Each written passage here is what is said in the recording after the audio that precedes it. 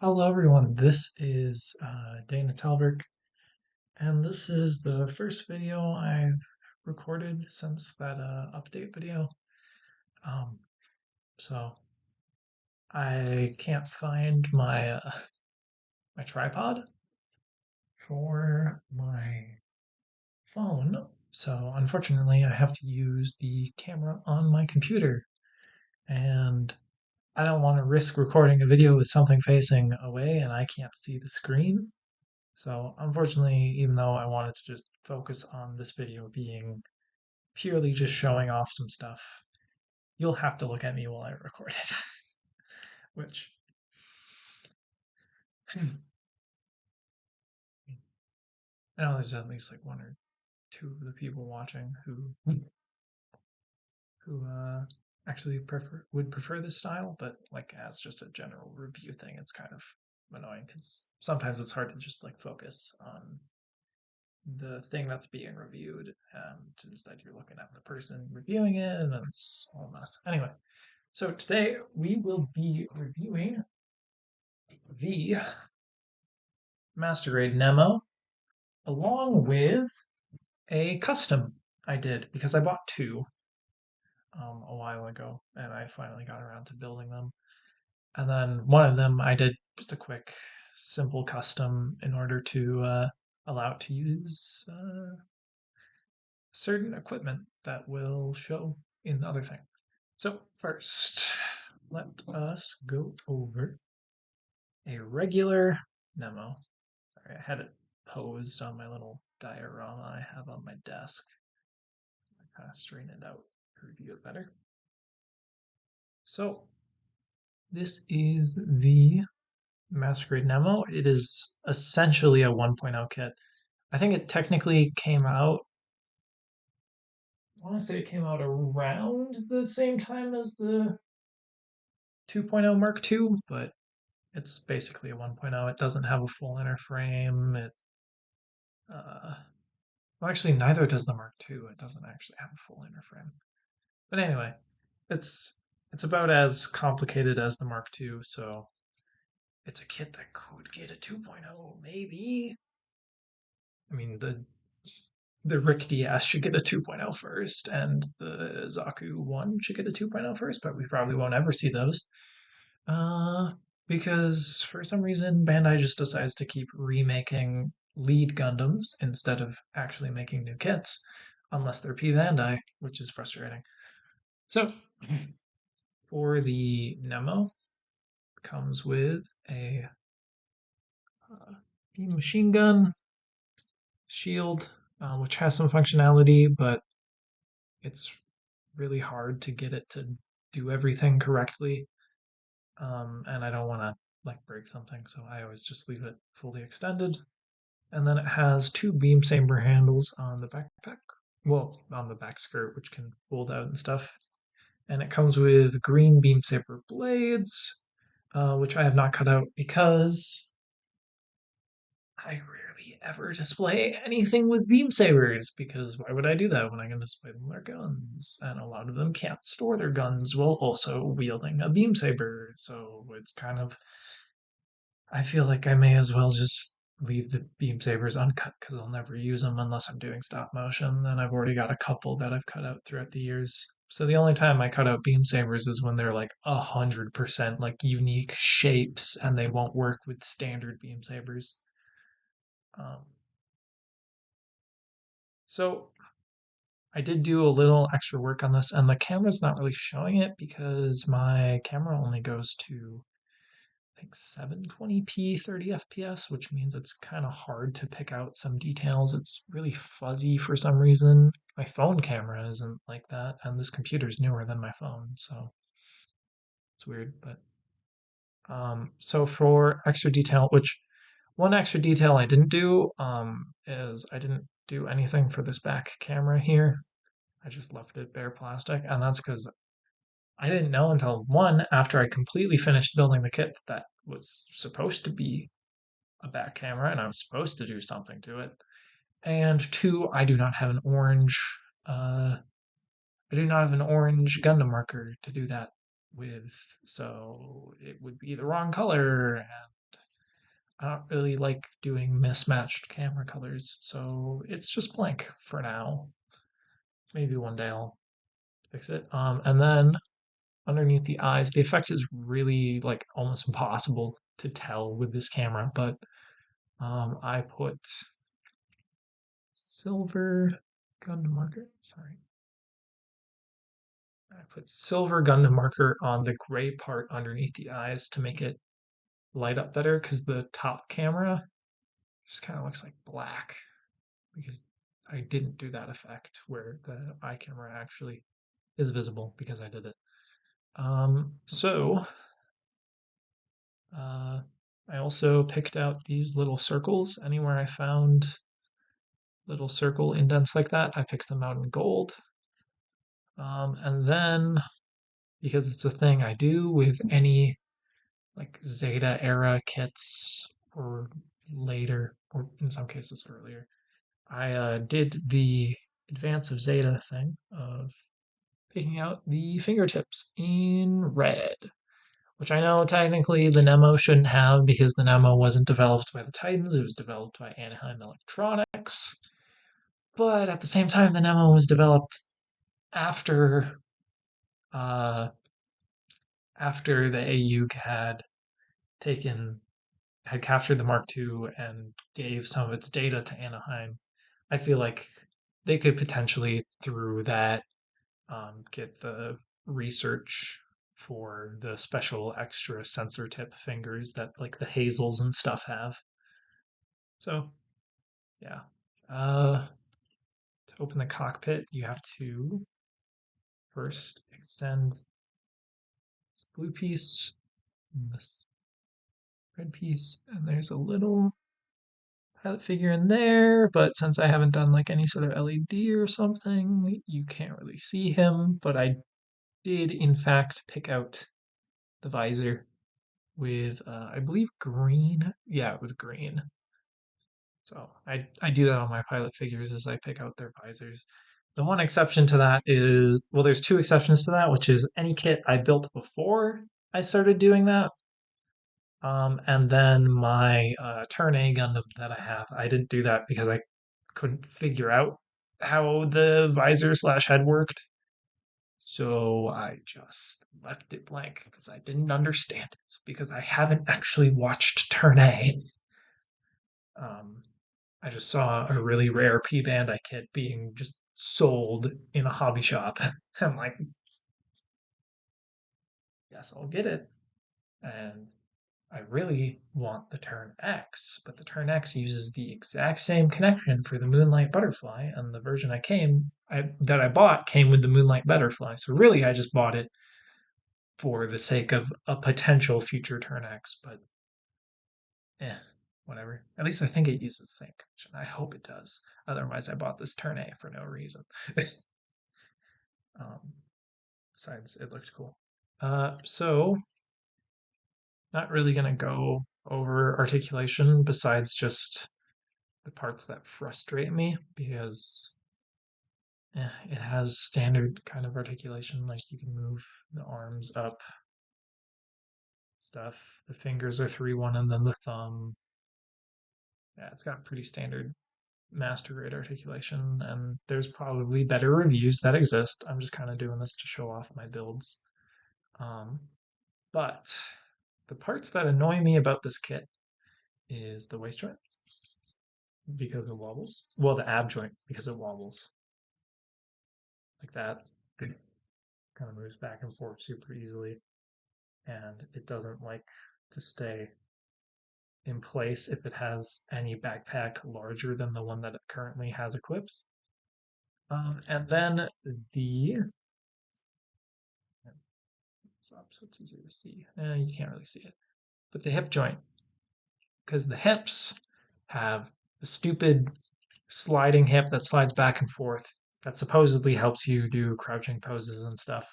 But really, what it does is it makes it impossible to get this kit to stand up straight because the hips will always slide because there's no locking tab at all. So it just freeform slides about back and forth, and it's really frustrating. But that's about everything with my regular Nemo. Let's go over the custom, which is the main reason I'm recording this. I just wanted to. This gun doesn't like hitting into its hands. That's another thing that I don't like about the Nemo is that nothing likes to peg into its hands. It'll like peg in for like a bit, and then you'll like move it a couple for like a couple minutes, and then it just falls out. In the case of this custom, I can't even get it to hold the thing it's supposed to hold, despite it having the right size peg. But let's bring this over. It's probably gonna drop its gun. Yep, because I can't get the gun in the peg, so I'll just leave it on the side. I move it, and then I'll just put it back. I'm done moving it. So this is my custom Nemo. I gave it the Mark II's backpack. More specifically, the Daban model Mark II's backpack. So I could use the Daban model G Defensor with it. Um, so there's kind of no good way to hold it because it's so heavy and it moves the abs and the feet and it's big. It takes up a lot of screen. But yeah, so basically the base Nemo, I've done all the little customizations I did to the other Nemo. Picked out the fingertips, did the little gold bits, all that stuff. So the only difference is that I gave it the Mark II's backpack, which to do that was a bit of a frustrating part, of course. When I'm not actively posing it and the camera's not looking at it, it stands perfectly straight without any problems. But the moment I turn this camera off and go to pose it by my diorama, it does not stand up. Anyway, so what I had to do is kind of just went over this Nemo just so I could talk about the differences. So the way the Nemo's backpack, frustrating thing with like 1.0 style kits is the backpack's frame will come off. Well, the backpack's armor will come off before it comes out of the back. So the Nemo's backpack has these two tabs here, a peg to attach, where the Mark II has like these clips on it. So one, the spacing between these is different than the spacing on the Mark II. So you have to cut off the clips of the Mark II backpack or modify this back. Then, even if these were aligned, there's these ridges, which are really hard to get on camera because it's a dark color and my camera is not great. But there's these ridges on the backpack which get in the way. So you have to like file down or clip down those ridges in order, and it fell over. Anyway, you have to file down or clip down these ridges in order to attach the Mark II backpack. And then for attaching this backpack on the Mark II, you have to cut all of its attachments off. But then you can just glue it right on. But yeah, the Nemo is annoying to pose. Also, a problem with it is it has these little spots here that you put these tiny little covers on. And the covers like to fall out all the time. Because of that, constantly have to put them back in. Probably just gonna, I would glue them, but there's a reason they're there, which is they exist so that, I'm gonna be struggling with this for a while.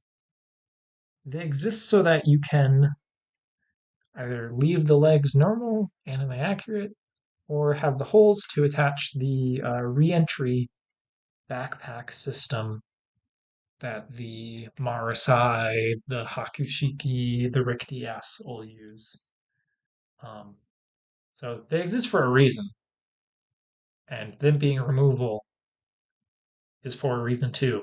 But it's just it gets frustrating when they just fall out all the time. Um, but so this one for weapons, It has Mark II's beam sabers, still has its beam sabers because I didn't want to transfer anything that would potentially require me to have to actually paint either kits because I don't feel like painting kits because I have to travel a bit before I can paint because I cannot use aerosols in my area.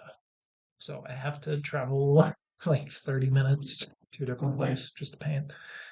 Um, but then it also has the cannon from the G Defensor, which it does not like to hold. Um, no matter what, I can just never get the pegs to align. So I just kind of have to like set it in the hands. And then because it has the G Defensor, it also has these missiles, which um, Daban did this thing where they made each missile an individual piece, and I bought three of that Daban kit. So I had to make all of these individual missiles, which there's a set on either side. So I had to do that um, a lot. And sometimes you'd get like the whole rack assembled. You'd be putting it into the G Defensor. And then as soon as you attach the parts, one of the missiles would fall out and uh, you would have to take the whole thing apart to put the missiles back in, and it's really frustrating. Which on the G Defensors, actually, I'm just going to grab one of the other G Defensors I have to show this because I did the exact same customization on each. So I just did some pretty simple customization for the G Defensors. All I did was I picked out the navigation lights on the wings, which on the camera they look about the same color, even though one is in real life one is very clearly red and the other is very clearly green. Which I also did that on. Oh, I'm covering them. No, I'm not. Just they look really dark on this one because this one I accidentally got them wrong and I had to repaint over. But I did the indicator lights two different colors on the little shuttles too. Um, and then this rifle, there's a little tab you can fold out to peg it onto this wing and only this wing because it's only on the one side. I kind of wish they made it double sided so you could theoretically have a Mark II with two cannons mounted on the wing binder things and then have a cannon in each hand because the grip is double sided. So it would have been really cool if they made the tabs double sided. So that way you could have a Mark II with just like four of those guns, but you can't. So um so then just for an example of what happened to that other Nemo backpack, well, since I have three Dalbon model Mark IIs, I just gave it to the Mark II. And what's frustrating me is I can't tell if it's perfectly centered. I'm pretty sure it's not, but I don't want to spend the time to fix it. So it's just annoyingly going to be probably slightly off forever. No one would notice it if I mentioned it, but I feel like I have to mention it just in case someone like noticed it. And then like, yeah, you're not crazy. It's just like that. So Dalton Model Mark IIs are very cool. They're a bit too tall. Um, they're not in scale perfectly with a regular Mark II, but I'm okay with that. I like to imagine they're taller because the AU like did some modifications to the Mark II over time, and eventually it became essentially a completely different mobile suit. Because Mark II was considered essentially about as useful as a GM by the start of the series, but somehow they continue to get used for almost the entire show. So I feel like at some point they must have done some sort of retrofit to make it a little bit better. Um, but yeah, so that is it for my two Nemos. I'll just put them side by side real quick, just for a quick comparison at the end of the video. But besides that, that's about everything. Ooh. There the two of them are side by side. And yeah, they're essentially modified to look exactly the same. The only difference is I changed out the backpacks. And I'm not going to take the G Defensor off because I don't feel like doing that because the entire G Defensor is held on by a single peg. And that peg is located in a weird spot. And like the best way to connect that peg is to just take the entire backpack off of the kit. But because in order to attach the backpack the way I wanted to without having to use a bunch of special tools, um, it it's glued on, so then I'd have to tear off the glue and redo it, and I don't want to do it. Um, Also, you might have noticed with that Mark II I brought in for a second, it doesn't have any sort of tubing. That is just for the sheer fact that the tubing choice of the Bond model is awful. It's this terrible, like weird, like somewhat fabric, somewhat plastic stuff, and it doesn't bend at all. It just folds, and it's a pain in the ass to put in, so I just didn't. So there's like a little bit of gaps on my Mark IIs, but it's fine. I have them displayed in this diorama in a direction where you don't see any of it, so it's fine. Um, yeah, so that about does it for my Nemos. So see you in the next video whenever I do that. Unless I don't do that. Uh, and there's never a next video. You never know. You never know. Because I have this cool shit. This cool shit which is wired up to me. I'm not gonna show you everything about it because, personal privacy, but uh yeah, so thank you very much for watching if you stayed this long. And I'll see you if I see you.